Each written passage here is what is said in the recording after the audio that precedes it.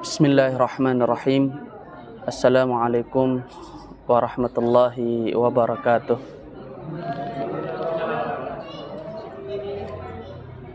Oke. Cek. Assalamualaikum warahmatullahi wabarakatuh. Innal hamdalillah nahmaduhu wa nasta'inuhu wa nastaghfiruh. Wa na'udzu billahi min syururi anfusina wa min sayyiati a'malina. May yahdihillahu fala mudilla lahu wa man yudlil fala hadiyalah. Asyhadu an la ilaha illallah wa asyhadu anna Muhammadan 'abduhu wa rasuluh. Allahumma shalli 'ala Muhammad wa 'ala ali Muhammad. Rabbi syrah li sadri wa yassir li amri wahlul 'uqdatam min lisani yafqahu qawli. Subhanaka la ilma lana illa ma 'allamtana innaka antal alimul hakim wa tub 'alaina ya maulana innaka antat tawwabur rahim. Amma ba'd. Para hadirin yang dirahmati Allah Subhanahu wa taala, sebelum kita memulai, saya mohon untuk menyampaikan permohonan maaf dari Gurunda Al-Ustadz Al-Farabi Hasan yang pada kesempatan malam hari ini seharusnya beliau yang mengisi, akan tapi karena uzur sehingga kami diamanahkan untuk menggantikan beliau. Para hadirin yang dirahmati Allah Subhanahu wa taala, mari kita bersyukur kepada Allah Subhanahu wa taala, bertakwa, meningkatkan ketakwaan kita kepada Allah Subhanahu wa taala. Karena tidak ada lain, ini adalah salah satu bentuk kita untuk menyongsong ketakwaan kita kepada Allah Subhanahu wa taala. Majtama'a qaumun fi baitin min buyutillahi yatluna kitaballahi wa yatadarasunahu bainahum illa nazalat 'alaihimus sakinah wa ghasyiyatuhumur rahmah wa haffathumul malaikah wa dzakarahumullahu fi man 'indah. Sekurang-kurangnya terdapat 4 hal yang akan kita dapatkan apabila kemudian kita senantiasa mengingat Allah Subhanahu wa taala. Tidak ada suatu kaum, tidak ada suatu kelompok orang yang kemudian bermajelis, orang yang kemudian mengadakan halaqah-halaqah seperti ini, kajian seperti ini. Yatluna kitaballahi wa yatadarasunahu bainahum. Semata-mata untuk membaca ayat Allah Subhanahu wa taala dan bertadarus, untuk mempelajari ayat-ayat Allah Subhanahu wa taala. Begitu pula dengan hadis Rasulullah sallallahu alaihi wasallam, "Inna nazalat 'alaihimus sakinah." Melainkan yang akan kita dapatkan yaitu adalah as-sakinah, ketenangan. Ketika kita mendapatkan ketenangan, insyaallah sebesar apapun masalah kita para hadirin yang dirahmati Allah Subhanahu wa taala, itu akan terasa kecil, itu akan terlihat menjadi kecil karena sudah ada ketenangan di dalam diri kita. Wa haffathumul malaikah wa ghasyiyatuhumur rahmah wa dzakarahumullahu fi man 'indah. Dan yang paling penting para hadirin yang dirahmati Allah Subhanahu wa taala yaitu adalah poin yang keempat, wa dzakarahumullahu fi man 'indah. Allah Subhanahu wa taala akan memanggil nama kita, menyebut nama kita. Ketika Allah Subhanahu wa taala sudah sayang kepada panjenengan semuanya, bapak-bapak, ibu-ibu sekalian, Allah Subhanahu wa taala akan memanggil malaikat Jibril. Memanggil malaikat Jibril yang sebagai Sayyidul Malaikah. Jadi malaikat Jibril ini bapak-bapak, ibu-ibu sekalian mendapatkan gelar, memiliki gelar Sayyidul Malaikah atau penghulunya, panglimanya para malaikat. Sehingga kemudian Allah Subhanahu wa taala memanggil malaikat Jibril, kemudian katakan, wahai Jibril, aku mencintai fulan, aku mencintai fulan. Maka katakan kepada seluruh penghuni langit maupun bumi bahwa aku mencintainya. Maka seluruh yang ada di langit dan maupun di bumi itu juga ikut mencintai kita. Maka para hadirin yang dirahmati Allah Subhanahu wa taala, semoga dengan melalui kita mengikuti kajian-kajian seperti ini adalah salah satu perantara kita dicintai dan diridhai oleh Allah Subhanahu wa taala. Bapak-bapak, ibu-ibu sekalian yang dirahmati Allah Subhanahu wa taala, kita saat ini sudah memasuki daripada bulan Zulhijjah. Bulan Zulhijjah yang kita kenal dengan ada salah satu amalan khusus, yaitu adalah kita diminta untuk berkorban, atau bagi orang yang mampu kemudian memenuhi syarat daripada rukun Islam, yaitu adalah berhaji. Maka sembari kita saling mengingatkan, Rasulullah Shallallahu Alaihi Wasallam suatu ketika didatangi oleh malaikat Jibril. Atani Jibril, faqala ya Muhammad. Ketika malaikat Jibril alaihi salam kemudian mendatangi Rasulullah Shallallahu Alaihi Wasallam sembari mengatakan, ada banyak sekali bulan-bulan. Terdapat 12 bulan yang kita yakini bahwa 12 bulan ini adalah bulan-bulan yang mulia. Akan tapi terdapat 4 bulan yang dikatakan sebagai Syahrul Hurum, atau hari-hari atau bulan-bulan di mana kita haram untuk melaksanakan perang pada saat itu di zaman Rasulullah Sallallahu Alaihi Wasallam. Bulan tersebut adalah Zulqa'dah, dan saat ini kita juga berada di bulan Zulhijjah, dan selanjutnya besok 1 bulan lagi kita akan bertemu dengan bulan Muharram, dan ada 1 bulan yang terpisah, yaitu adalah bulan Rajab. Maka perintah Allah Subhanahu wa taala yaitu adalah fala tadlimu fihinna anfusakum. Maka jangan sekali-kali kita melakukan perbuatan zalim. Nah, para hadirin yang dirahmati Allah Subhanahu wa taala, perintah di 10 hari pertama ini adalah Rasulullah Shallallahu Alaihi Wasallam diperintahkan untuk memperbanyak amal soleh. Ada seorang sahabat kemudian bertanya kepada Rasulullah, qalu ya Rasulullah walal jihadu fi sabilillah. Bagaimana besarnya pahala daripada 10 hari bulan Zulhijjah ini? Kemudian seorang sahabat tadi bertanya, seandainya jika dibandingkan dengan jihad di jalan Allah Subhanahu wa taala, bagaimana? Lebih besar mana, kata sahabat tersebut? Maka kata Rasulullah, walal jihadu fi sabilillah. Tidak juga jihad itu bisa menyaingi 10 hari daripada bulan Zulhijjah ini. Illa rajulun kharaja bi nafsihi wa malihi falam yarji' min dzalika bi syai'. Kecuali kalau ada seorang yang hendak ingin berjihad, ia berjihad dengan jiwanya, ia berjihad dengan hartanya, kemudian ia tidak kembali lagi. Maksudnya itu adalah mereka terbunuh di medan jihad tersebut dan tidak ada harta lagi yang kembali. Itu yang baru bisa mengalahkan 10 hari daripada bulan Zulhijjah. Maka perbanyak amal-amal soleh, perbanyak puasa, perbanyak kemudian kita membaca tilawah, membaca Al-Quran, perbanyak kemudian kita melaksanakan hal-hal yang sunnah, perbanyak kemudian kita berbakti kepada kedua orang tua kita.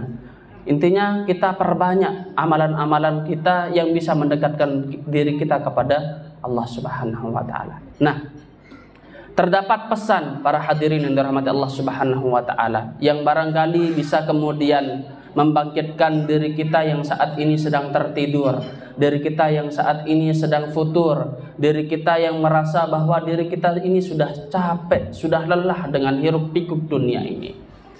Suatu ketika malaikat Jibril alaihi salam kemudian mendatangi Rasulullah sallallahu alaihi wasallam. Atani Jibril faqala ya Muhammad ish ma syi'ta fa innaka mayyitun wahbib ma syi'ta fa innaka mufariquh wa'mal ma syi'ta fa innaka majziyun bih. Nasihat ini para hadirin yang dirahmati Allah Subhanahu wa taala, kalau kita ingin melihat, ini biasanya ibu-ibu ke anak-anaknya atau barangkali juga ada bapak-bapak. Nasihat ini adalah suatu perintah akan tetapi berisi peringatan. Contoh, barangkali ada anaknya yang sedang naik pohon sehingga kemudian ibu atau bapaknya mengatakan, naik, silahkan naik, ayo naik lagi, tinggi lagi, lebih tinggi lagi. Kadang-kadang kan ada ibu-ibu atau bapak-bapak yang demikian. Padahal intinya adalah meminta untuk anaknya turun. Tapi kalimat yang diucapkan adalah naik. Ini kan berseberangan, ini kan bertentangan. Akan tapi meskipun demikian, logika anak barangkali sudah mulai muncul. Ini kenapa ya? Ini kok ibu atau bapak saya, abi atau umma saya ini minta saya ini naik. Padahal ini kelihatan dari raut mukanya itu marah, kelihatan sudah bawa pentungan, sudah bawa rotan. Oh, berarti akhirnya kemudian logika daripada anak tersebut akhirnya turun, maksudnya turun. Begitu pula dengan hadis ini para hadirin yang dirahmati Allah Subhanahu wa taala. Nasihat pertama malaikat Jibril kepada Nabi Muhammad sallallahu alaihi wasallam, yang dimana kemudian Rasulullah sallallahu alaihi wasallam menyampaikan kepada para sahabat yang kemudian kita kenal hadis-hadis tersebut pada saat ini. Yang pertama itu adalah Ish ma syi'ta. Kenapa Pak? Ish ma syi'ta. Ish ma syi'ta fa innaka mayyitun. Hiduplah semaumu. Wes antum sampean atau jenengan mau hidup kayak bagaimanapun, tafadhol, monggo, silahkan. Akan tapi mari kita lihat kemudian di kalimat penutup daripada hadis tersebut, fa innaka mayyitun. Silahkan. Kita kalau ingin hidup berfoya-foya, kita kalau seandainya ingin hidup ya nggak mau sholat, monggo. Nggak mau berpuasa, monggo. Nggak mau datang kajian, malas ikut belajar, malas untuk belajar membaca Al-Quran, monggo, monggo. Fa innaka mayyitun. Tapi ingat bahwa suatu saat kita akan menjadi mayit, kita akan terbujur kaku. Tidak ada lagi yang bisa kita banggakan. Jabatan yang dulu semasa kita masih hidup barangkali kita terlihat sebagai orang yang gagah, kita terlihat sebagai orang yang kaya raya, kita terlihat sebagai orang yang berpangkat, kita menjadi orang yang terhormat. Akan tapi coba kita lihat Pak, Bu, kalau kita sudah meninggal dunia, jangankan suami, jangankan istri, jangankan pasangan, tidak ada yang mau menemani kita di kuburan. Jangankan anak yang kita cintai dan sebegitu besar cintanya anak kepada kita, kalau kita sudah meninggal dunia, sudah tidak ada lagi yang akan menemani kita. Tinggallah amal kita. Maka kata Rasulullah sallallahu alaihi wasallam, "Ish ma syi'ta fa innaka mayyitun." Silahkan, kita ingin hidup sebagaimanapun yang kita inginkan, bagaimanapun apapun segala hal yang ingin kita lakukan, tafadhol, monggo, silahkan. Akan tapi suatu ketika engkau pasti akan mati. Maka ini menjadi perenungan bagi kita para hadirin dirahmati Allah Subhanahu wa taala, untuk selalu mengingat bahwa mati itu pasti, bahwa mati itu pasti akan datang kepada diri kita. Idza jaa ajaluhum la yastakhiruna sa'atan wa la yastaqdimun. Apabila ketika sudah datang kemudian yang namanya dengan maut, dengan kematian itu, tinggal kita menunggu giliran Pak. Tinggal kita menunggu giliran Bu. Siapakah di antara kita yang akan terlebih dahulu? Dan kita sudah cukup belajar dari orang-orang yang telah mendahului kita. Banyak kok yang katanya ingin, oh saya besok tobatnya, oh saya besok sholatnya, nanti aja sholat, main game dulu. Oh nanti aja bersedekah, kan masih ini pengen beli jajan dulu. Oh nanti aja baca Al-Qur'annya, masih pengen duduk dulu, pengen nongkrong dulu. Nanti itu adalah salah satu bentuk sifat daripada syaitan yang menggoda kita, yang dinamakan dengan taswif, yaitu adalah panjang amal.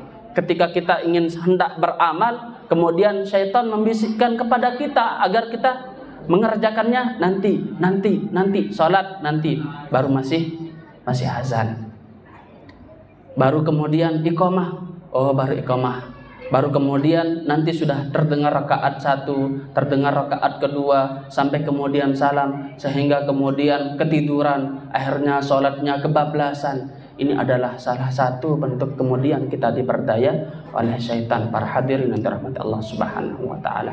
Idza jaa ajaluhum la yastakhiruna sa'atan wa la yastaqdimun.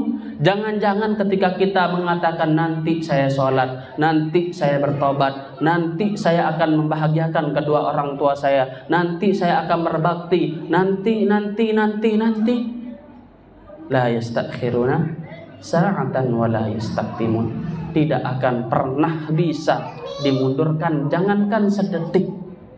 Kalaupun ada yang lebih kecil daripada sedetik itu tidak bisa lagi. Sudah ada ketentuannya masing-masing. Tinggal sekarang bapak-bapak, ibu-ibu sekalian yang dirahmati Allah Subhanahu wa taala, kita saat ini sedang menunggu giliran kita masing-masing. Oke, sedang menunggu giliran kita masing-masing. Entah saya yang belakangan atau jenengan yang duluan. Atau jenengan yang duluan atau saya belakangan. Terbalik. Atau saya yang duluan juga bisa, bapak-bapak, ibu-ibu sekalian yang dirahmati Allah Subhanahu wa taala. Jadi mati ini juga tidak memandang bulu, tidak memandang usia, tidak memandang jabatan, tidak bisa memandang harta kita. Ya orang kaya juga mati.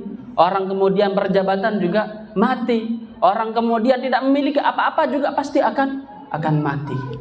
Maka para hadirin yang dirahmati Allah Subhanahu wa taala, kita tinggal menunggu kapan giliran kita, kapan kemudian nama kita akan jatuh, baru kemudian kita akan dipanggil.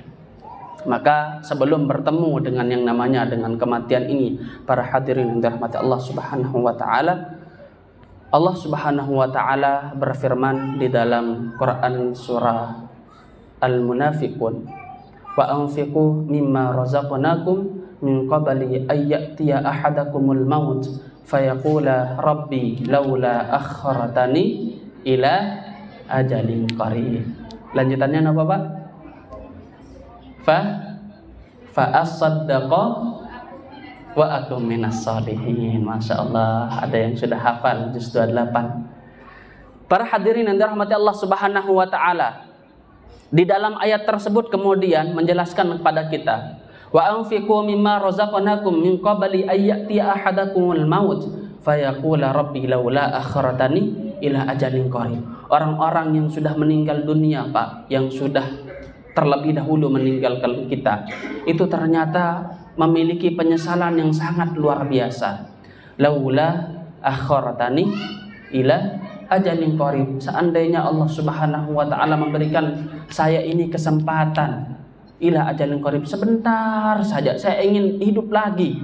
Ketika kita sudah hendak ingin dipanggil oleh Allah Subhanahu wa taala, dicabut nyawa kita oleh malaikat Israel, itu kita kemudian baru terlihat setiap amalan kita, keburukan yang pernah kita lakukan. Barangkali kita pernah membentak kedua orang tua kita, kita pernah memarahi anak istri kita pernah menzalimi atau menjahati saudara kita. Itu terlihat semua ketika kita hendak dipanggil oleh Allah Subhanahu wa taala. Sehingga kemudian amalan-amalan kita juga akan ditampakkan kebaikan dan keburukannya, sehingga kemudian lebih banyak penyesalan di pada saat itu, para hadirin yang dirahmati Allah Subhanahu wa taala. Sehingga permintaan manusia pada saat itu adalah laula akhartani ila ajalin qarib. Seandainya Allah masih memberikan saya kesempatan sebentar saja, fa as-saddaqa wa akum minas sholihin. Coba Pak, kita lihat, fa as-saddaqa wa akum minas sholihin. Saya ingin bersedekah, wa akum minas sholihin, dan saya ingin menjadi orang-orang yang soleh, ingin sekali sholat tepat waktu, ingin sekali berbakti kepada kedua orang tua, ingin sekali bisa membaca Al-Quran. Akan tapi kita karena sudah terkena dengan rayuan dan godaan setan yang tadi taswif itu tadi, atau kemudian yang dikatakan sebagai menunda-nunda, itu akhirnya kemudian menjadi penyesalan pada diri kita, para hadirin yang dirahmati Allah Subhanahu wa taala. Maka sebelum kita bertemu dengan yang namanya kematian, mari kita perbanyak amal kita. Dalam ayat yang lain kemudian Allah juga menjelaskan, wa hum yastarikhuna fiha rabbana akhrijna na'mal salihan ghairal ladzi kunna na'mal. Dan ini lebih parah Bapak-bapak, Ibu-ibu sekalian. Ini kalau tadi masih meminta kepada Allah Subhanahu wa taala dengan cara halus, yang satunya lagi yang sudah berada di kuburan, yang sudah meninggal dunia, wa hum yastarikhuna fiha, mereka itu sampai berteriak, sampai suaranya itu barangkali sudah habis. Ingin apa? Sama, Pak. Ingin kembali hidup, ingin kembali kemudian beramal. Apa yang mereka inginkan ketika hidup? Bukan mobil, bukan juga rumah, bukan jabatan. Fa asaddaqa wa akum minas salihin. Mereka ingin bersedekah, mereka ingin memperbanyak amal. Karena ketika kita sudah meninggal dunia barulah terlihat, oh dulu rumah yang selama ini kita telah perjuangkan ketika kita sudah meninggal dunia tidak bisa dibawa, tidak bisa dibawa mati. Harta yang selama ini kita cari ternyata juga tidak bisa kita nikmati di kuburan nanti, kecuali harta-harta yang kemudian kita sedekahkan, infakkan.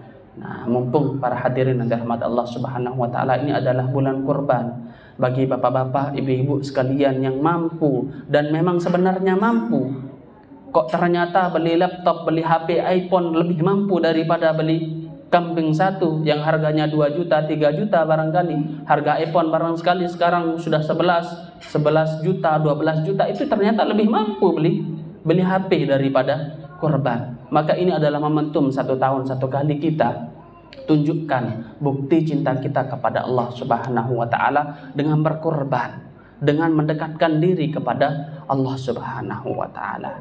Dan para hadirin yang dirahmati Allah Subhanahu wa taala, dari nasihat pertama dari baginda Rasulullah sallallahu alaihi wasallam tadi, "Aisma syi'ta fa innaka mayyitun," yang tadi itu sebenarnya bukan kapan yang perlu kita, bagi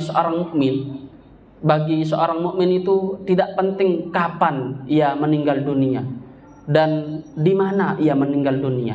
Akan tapi yang jauh lebih penting daripada itu adalah bagaimana kita dipanggil oleh Allah Subhanahu wa taala.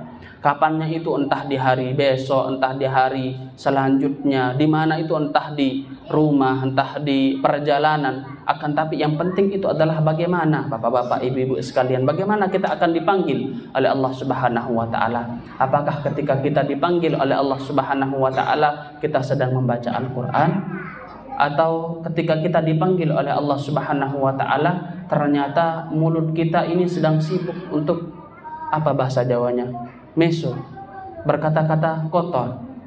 Apakah kemudian ketika kita meninggal dunia nanti kita mati dalam keadaan bersujud, atau mati dalam keadaan husnul khotimah, atau barangkali kita ketika mati itu dalam kondisi sedang bermaksiat kepada Allah Subhanahu wa taala? Dan bagaimana itu yang perlu kita tanyakan kepada diri kita masing-masing, jamaah yang dirahmati Allah Subhanahu wa taala. Karena pada hakikatnya setiap orang itu akan dimatikan dengan kebiasaannya, akan diambil nyawanya dengan kebiasaannya. Orang yang kemudian rajin membaca Al-Quran, berzikir, bersalawat kepada baginda Rasulullah sallallahu alaihi wasallam, insyaallah dengan cara itu juga Allah Subhanahu wa taala akan menarik nyawanya. Akan tapi orang sudah terbiasa dengan kemaksiatan, dan terutama para hadirin yang dirahmati Allah Subhanahu wa taala, ada pesan khusus bagi orang-orang yang sudah berumur, bagi orang-orang yang umurnya sudah berada di atas 33 tahun untuk berihtimam, lebih berhati-hati apabila kemudian sudah memiliki kebiasaan-kebiasaan buruk untuk bermaksiat, kebiasaan-kebiasaan buruk untuk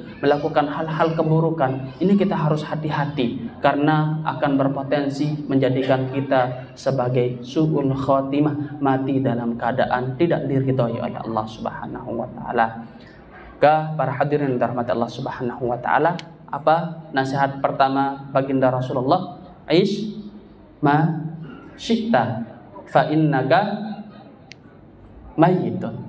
Hiduplah semau sesuka kalian, fa innaka mayyitun. Suatu ketika engkau akan menjadi mayit, suatu ketika engkau akan mati. Nah, lanjut ke nasihat yang kedua para hadirin rahmat Allah Subhanahu wa taala. Nasihat malaikat Jibril alaihi salam yang disampaikan kepada baginda Rasulullah sallallahu alaihi wasallam. Apa nasihat yang kedua? Wahbib ma syi'ta fa innaka mufariqun. Napa Pak Bu artinya? dan cintailah siapapun yang kalian ingin cintai, fa innaka mufariquh. Siapa yang ingin kalian cintai, fa innaka mufariquh. Akan tapi ingat, kata Rasulullah, fa innaka mufariquh. Siapapun yang kita cintai, kita pasti akan nanti berpisah dengannya. Kita pasti akan sudah tidak lagi berada di dunia yang sama. Maka para hadirin dirahmati Allah Subhanahu wa taala, bersyukurlah kita kalau seandainya cinta dengan istri dan anak kita, tidak cinta dengan istri orang lain. Syukurlah kita kalau seandainya kita masih mencintai orang-orang yang halal bagi kita untuk kita cintai. Syukurlah kalau seandainya kita mencintai hal-hal yang bisa mendekatkan diri kita kepada Allah Subhanahu wa taala. Akan tapi secinta-cinta apapun kita kepada istri dan anak kita, fa innaka mufariquh. Suatu ketika kita harus ridho, suatu ketika kita harus legowo, suatu ketika kita harus berlapang dada bahwa istri, anak, saudara, ibu, bapak, siapapun itu yang kita cintai, kita akan berpisah dengan dia. Entah kita yang duluan atau yang mereka yang belakangan, atau kita yang belakangan dan mereka yang duluan, dan kita harus legowo dengan semua itu. Maka sebenarnya makna tersirat daripada hadis tersebut, secinta-cinta apapun kita kepada manusia, kepada ibu bapak kita, kepada istri dan anak kita, harusnya kita jauh lebih mencintai Allah dan Rasulnya.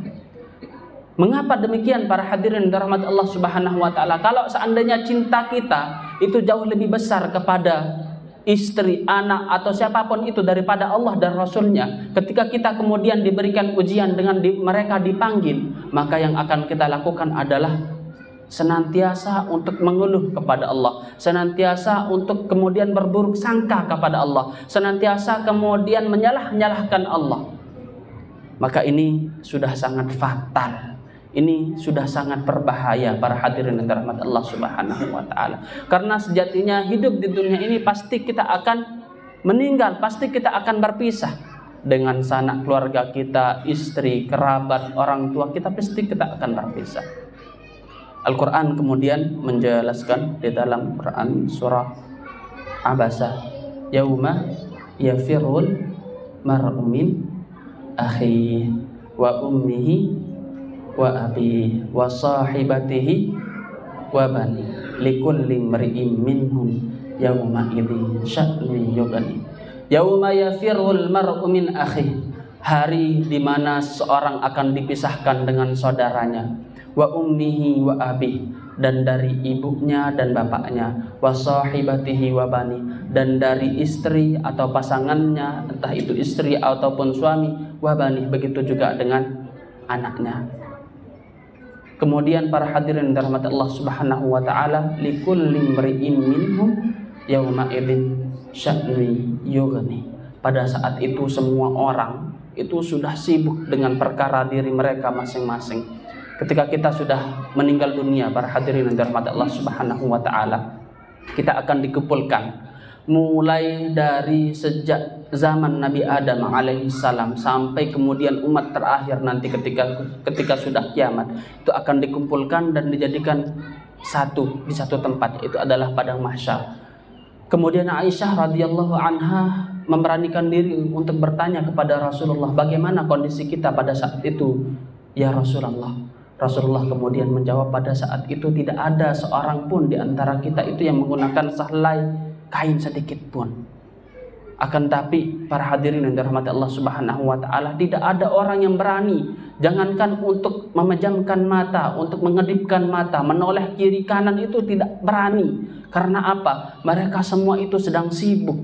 Ya Allah, ini bagaimana saya? Apakah akan masuk kepada nerakamu atau saya akan masuk kepada surgamu? Mereka semua akan dihisap. Mereka sibuk dengan hisapannya masing-masing. Pada saat itu kemudian orang tua itu lupa kepada anaknya. Hari itu pula secinta-cinta kita kepada istri kita akan melupakan istri kita. Kita akan lebih mementingkan diri kita masing-masing.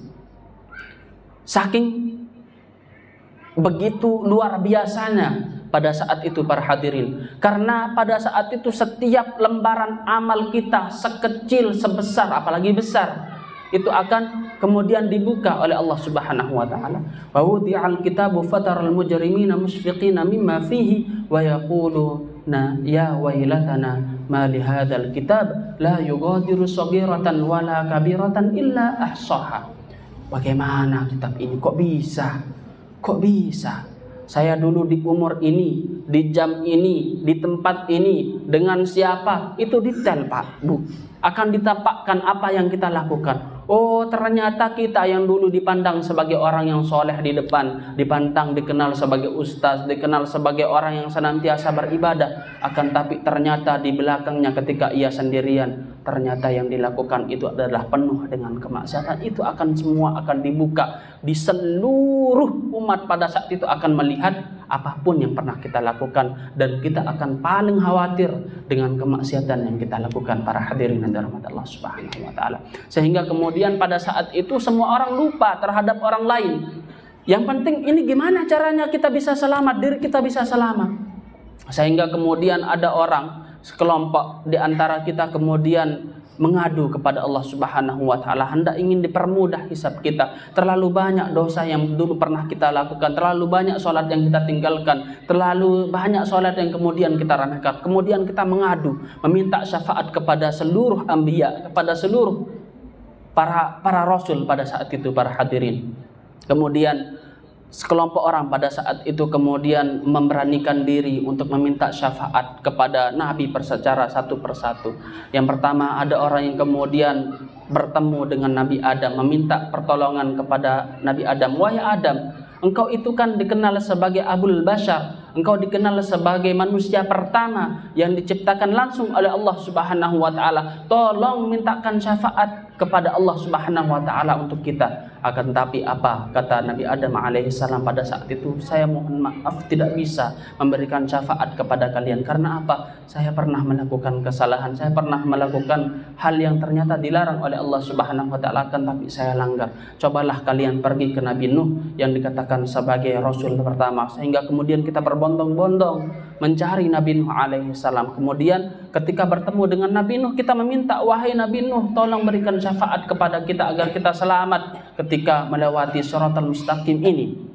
Kemudian apa kata Nabi Nuh? Mohon maaf, saya juga tidak bisa memberikan syafaat kepada kalian, karena dulu pernah saya meminta azab dengan mendatangkan banjir kepada kaumku. Cobalah kalian berangkat kepada Nabi Ibrahim alaihissalam. Kemudian kita berbondong-bondong bersama-sama ingin bertemu dengan Nabi Ibrahim, minta syafaatnya. Kemudian Nabi Ibrahim alaihissalam yang dikenal dengan Khalilullah, kekasih Allah atau Abul Anbiya, yang dikatakan sebagai bapaknya para nabi, kemudian menjawab, saya juga sungkan ingin bertemu dengan Allah untuk memintakan syafaat kepada kalian, karena dulu pernah Nabi Ibrahim alaihissalam itu berbohong. Sebenarnya berbohong di sini itu adalah dikiaskan. Suatu ketika Nabi Ibrahim alaihissalam dicegat oleh pembesar para negeri pada saat itu. Beliau sedang bersama dengan istrinya. Kemudian pada saat itu, kalau seandainya Nabi Ibrahim alaihissalam mengaku bahwa ini adalah istrinya, maka istrinya akan diambil. Kemudian Nabi Ibrahim alaihissalam kemudian mengatakan bahwa innaha ukhti, sesungguhnya dia adalah saudariku, dia adalah saudari perempuanku. Akan tapi yang dikatakan Nabi Ibrahim alaihissalam pada saat itu adalah yang dikatakan sebagai ukhti atau saudari perempuan pada saat itu adalah saudari dalam seagama, saudari dalam hal kemanusiaan. Kemudian juga pernah beliau mengelak bahwa ini sakin, sesungguhnya saya saat ini sedang dalam kondisi sakit. Akan tapi sakit yang dimaksud pada saat itu adalah beliau dalam kondisi sakit secara mental, bukan sakit secara fisik. Dan yang terakhir ketika kemudian beliau menghancurkan berhala-berhala, kemudian beliau Nabi Ibrahim alaihissalam mengatakan, qalu bal fa'alahu kabiruhum hadza fas'aluhum in kanu yantiqun. Yang melakukan ini adalah yang paling besar di antara para berhala tadi itu. Ini kemudian Nabi Ibrahim alaihissalam kemudian juga tidak berani untuk sungkan untuk memberikan kita syafaat, sehingga kemudian Nabi Ibrahim alaihissalam kemudian mengerahkan kita kepada Nabi Musa. Nabi Musa juga demikian. Pernah dulu Nabi Musa alaihissalam tidak sengaja melerai orang yang sedang bertikai dan kemudian memberikan sedikit sentuhan, sehingga kemudian saking kuatnya Nabi Musa alaihissalam pada saat itu orang tersebut meninggal dunia. Kemudian kita diarahkan kepada Nabi Isa alaihissalam. Nabi Isa juga mengatakan hal demikian, saya tidak bisa karena para umatku menjadikan aku dan ibuku menjadi Tuhan. Cobalah kalian pergi ke Nabi terakhir Rasulullah Sallallahu Alaihi Wasallam. Kemudian kita menuju kepada baginda Rasulullah Sallallahu Alaihi Wasallam seraya kemudian isfa' lana ya Rasulullah, berikan kami syafaat ya Rasulullah. Kemudian Rasulullah Sallallahu Alaihi Wasallam yang dikenal sebagai khatimul anbiya war rasul kemudian menghadap kepada Allah Subhanahu wa taala. Beliau sujud begitu lama di hadapan Allah Subhanahu wa taala. Ya Rabb, ya Rabb, ya Rabb, wahai Tuhanku, wahai Tuhanku, wahai Tuhanku, bebaskan umatku. Sehingga kemudian Allah Subhanahu wa taala mengatakan kepada baginda Rasulullah sallallahu alaihi wasallam, "Qum irfa' ra'sak, is'al tuqta, kum ya Muhammad, kum ya Muhammad, bangun ya Rasulullah, bangun ya Muhammad, is'al tuqta, engkau minta aku pasti akan beri," kata Allah Subhanahu wa taala. Sehingga kemudian Rasulullah sallallahu alaihi wasallam memberikan syafaat kepada orang yang meskipun di dalam hatinya memiliki keimanan sebesar biji jagung, sebesar biji jarrah, yang hanya mengucapkan kalimat asyhadu an la ilaha illallah wa asyhadu anna Muhammadar Rasulullah, itu semua dibebaskan oleh Rasulullah sallallahu alaihi wasallam, semua diberikan syafaat oleh Rasulullah sallallahu alaihi wasallam. Maka para hadirin yang dirahmati Allah Subhanahu wa taala, pesan yang kedua, wahbib ma syi'ta fa innaka mufariquh.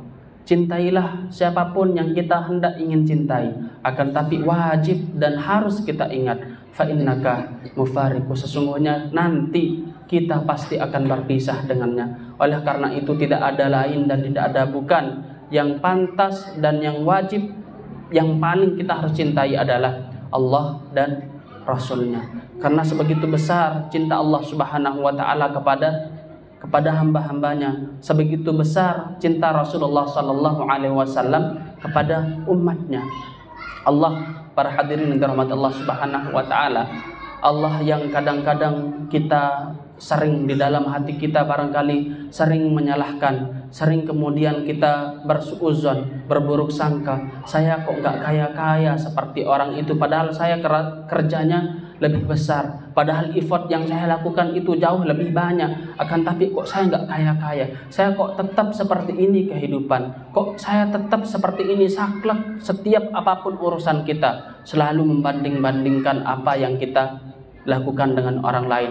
Kemudian para hadirin dirahmati Allah Subhanahu wa taala, yang perlu kita ingat bahwa Allah Subhanahu wa taala yang selama ini menunda doa kita karena barangkali karena dosa-dosa yang pernah kita lakukan, itu juga sama dengan Allah yang tidak langsung mengazab kita dengan setiap kesalahan yang pernah kita lakukan.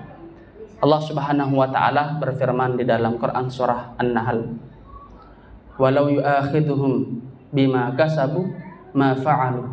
Seandainya kemudian orang-orang pada saat itu, walau yu'akhidullahu an-nasu bidzulmihim ma taraka ala dhahrihi, seandainya pada saat itu para hadirin dirahmati Allah Subhanahu wa taala, kita setiap daripada kita itu melakukan keburukan, itu kemudian langsung diberikan azab oleh Allah Subhanahu wa taala, sudah tidak ada lagi kita di dunia ini, sudah tidak ada lagi orang-orang yang sebelum kita dan selanjutnya di antara kita. Bayangkan para hadirin yang dirahmati Allah Subhanahu wa taala, kalau Allah itu maha jahat kepada kita, Allah itu selalu menzalimi kita, mata yang kita gunakan untuk bermaksiat, memandang hal-hal yang kita tidak diperbolehkan oleh Allah Subhanahu wa taala. Ketika kita bermaksiat, Allah tidak langsung menjadikan mata yang kita gunakan untuk bermaksiat ini langsung menjadi buta. Ketika kita juga menggunakan lisan kita untuk ghibah, lisan kita untuk kemudian mengadu domba, lisan kita kemudian kita gunakan untuk berkata-kata kotor, Allah Subhanahu wa ta'ala tidak langsung menjadikan kita menjadi bisu. Ketika kita gunakan kaki kita melangkah menuju jalan-jalan yang penuh dengan kemaksiatan, Allah tidak menjadikan kaki kita lumpuh. Akan tapi barangkali dari setiap banyaknya permasalahan atau dosa yang pernah kita lakukan, barangkali dari mata yang pernah kita lihat hal-hal yang tidak diperintahkan atau tidak diperkenankan oleh Allah Subhanahu wa ta'ala, kita baru hanya sekedar kelilipan, Pak. Kita baru hanya sekedar sakit mata. Itulah betapa cintanya Allah Subhanahu wa ta'ala kepada hamba-hambanya, sehingga kemudian Allah menunda setiap kesalahan yang pernah kita lakukan. Setiap azab Allah Subhanahu wa ta'ala selalu menahan, karena Allah Subhanahu wa ta'ala percaya bahwa nanti suatu saat, entah besok, entah nanti ini malam ini, hambaku akan bertobat, hambaku akan kembali kepadaku. Sehingga para hadirin yang dirahmati Allah Subhanahu wa ta'ala, hal dan zat yang wajib dan paling harus kita cintai sebelum keluarga, sebelum anak, sebelum istri, sebelum orang tua, siapapun itu adalah Allah dan Rasulnya. Yang ketiga, para hadirin yang dirahmati Allah Subhanahu wa ta'ala, pesan dari malaikat Jibril alaihi salam kepada baginda Rasulullah sallallahu alaihi wasallam, wa'mal ma syi'ta fa innaka majziyun bih.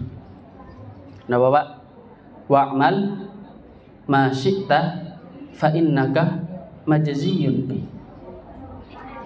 Dan berbuatlah engkau semaumu, fa innaka majziyun bih. Akan tapi ingat, kata Rasulullah, fa innaka majziyun bih. Suatu saat setiap amalmu itu akan dipertanggungjawabkan. Itulah hari di mana lisan kita tidak bisa lagi berbicara, bapak-bapak, ibu-ibu sekalian yang dirahmati Allah Subhanahu wa ta'ala. Itulah hari di mana yang akan berkata adalah setiap tubuh kita. Tangan yang kita gunakan untuk bermaksiat, kaki yang kita gunakan untuk melangkah menuju perbuatan kemaksiatan, mata yang pernah kita gunakan untuk melihat hal-hal yang tidak-tidak, itu akan bersaksi, itu akan kemudian menjadi bukti bagaimana apa yang pernah kita lakukan di dunia ini. Sehingga para hadirin yang dirahmati Allah Subhanahu wa ta'ala, ada hal yang paling penting yang perlu barangkali kami sampaikan, bahwa ada dari 4 pertanyaan yang Allah Subhanahu wa ta'ala akan tanyakan kepada kita. Yang paling penting itu adalah ketika Allah Subhanahu wa ta'ala bertanya tentang harta kita. Wa an malihi min aina iktasabahu wa fima anfaqahu. Jadi Allah akan bertanya tentang wa an umrihi fima afna, wa an jasadihi fima abala, wa an ilmihi fima anfaqa. Dan kemudian yang keempat yaitu adalah wa an malihi min aina iktasabahu wa fima anfaqahu. Allah akan bertanya tentang kehidupan kita. Allah akan bertanya dengan kehidupan atau apa yang kita pernah lakukan, amal yang pernah kita lakukan di dunia ini. Allah juga akan bertanya tentang ilmu kita. Dan yang terakhir, Allah Subhanahu wa ta'ala akan bertanya tentang harta kita. Akan tapi untuk harta ini Allah Subhanahu wa ta'ala bertanya 2 hal. Min aina iktasabahu wa fima anfaqahu. Dari mana engkau mendapatkan harta tersebut dan untuk apa engkau menggunakan harta tersebut. Kita sudah mendapatkan harta tersebut dari jalur yang halal. Kita bekerja, kita kemudian menempuh hal-hal yang susah, yang sulit. Bapak-bapak ini bekerja keras, pergi ke kantor, pergi kemanapun itu semata-mata untuk mendapatkan hal-hal yang rezeki yang halal. Akan tapi setelah itu para hadirin dirahmati Allah Subhanahu wa ta'ala, yang perlu kita perhatikan, wa fima anfaqahu. Dan untuk apa harta tersebut kita gunakan. Kita sudah mendapatkannya halal, akan tapi kita gunakan untuk hal-hal yang haram. Kita menggunakan hal tersebut untuk membeli keperluan yang barangkali tidak kita butuhkan, tidak pernah kita sedekahkan, tidak pernah kita infakkan kepada orang lain. Para hadirin yang dirahmati Allah Subhanahu wa taala, ada 3 pesan daripada baginda Rasulullah sallallahu alaihi wasallam. Yang pertama adalah ish ma syi'ta fa innaka mayitun. Hiduplah sesuka kalian karena kita pada suatu saat nanti, ingat, kita suatu saat nanti akan menjadi mayit. Kemudian apa yang kedua, Bapak-bapak, Ibu-ibu sekalian? Wahbib ma syi'ta fa innaka mufariqu. Cintailah siapapun yang ingin kita cintai. Sesungguhnya ingat, kita nanti pasti akan berpisah. Dan yang terakhir adalah wa'mal ma syi'ta fa innaka majziyun bih. Lakukanlah apapun yang ingin kita lakukan, akan tapi ingat, kita nanti pasti akan dimintai pertanggungjawaban dari setiap apa yang pernah kita lakukan. Hadanallahu wa iyyakum ajmain. Mari kita tutup dengan hamdalah dan doa kafaratul majelis.